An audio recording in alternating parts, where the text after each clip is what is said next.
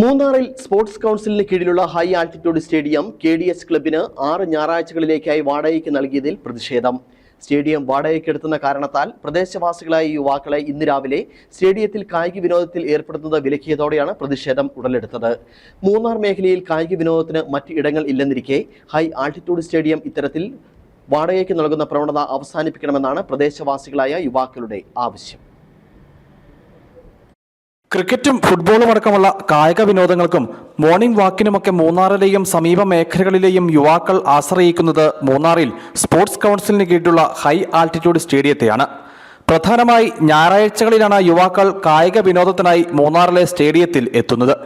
എന്നാൽ ഇന്ന് യുവാക്കൾ സ്റ്റേഡിയത്തിലെത്തിയതോടെ സ്റ്റേഡിയം KDH ക്ലബ്ബ് 6 ഞായറാഴ്ചകളിലേക്ക് വാടകയ്ക്കെടുത്തുന്ന കാരണത്താൽ കായിക വിനോദം വിലക്കിയതാണ് പ്രതിഷേധത്തിന് ഇടവരുത്തിയത്.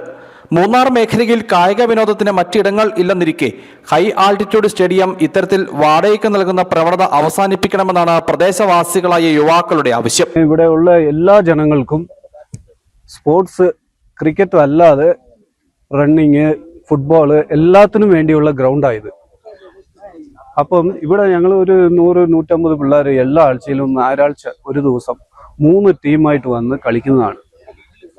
അപ്പം പെട്ടെന്ന് ഇന്ന് രാവിലെ വന്നിട്ട് നിങ്ങൾ ആരും ഗ്രൗണ്ടിൽ വരാൻ പാടില്ല, ഞങ്ങളിവിടെ പെർമിഷൻ മേടിച്ചേക്കുക എന്ന് പറഞ്ഞുകൊണ്ട് കമ്പനിയുടെ ആളുകൾ വന്നു പറഞ്ഞു. ശരി, എന്നാൽ പിന്നെ ഞങ്ങൾ എവിടെ പോകും?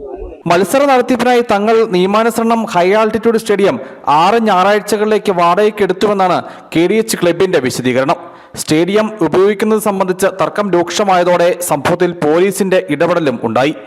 കായിക വിനോദങ്ങൾക്ക് മൂന്നാറിൽ എടുത്തു പറയത്തക്ക വിധം മറ്റൊരു പൊതു ഇടം ഇല്ലെന്നും യുവജനതയെ കായിക വിനോദങ്ങളിൽ നിന്ന് അകറ്റുന്ന ഇത്തരം പ്രവണതകൾ അവസാനിപ്പിക്കണമെന്നുമാണ് ഹൈ ആൾട്ടിറ്റ്യൂഡ് സ്റ്റേഡിയം ഉപയോഗിച്ചു വരുന്ന പ്രദേശവാസികളായ യുവാക്കളുടെ ആവശ്യം.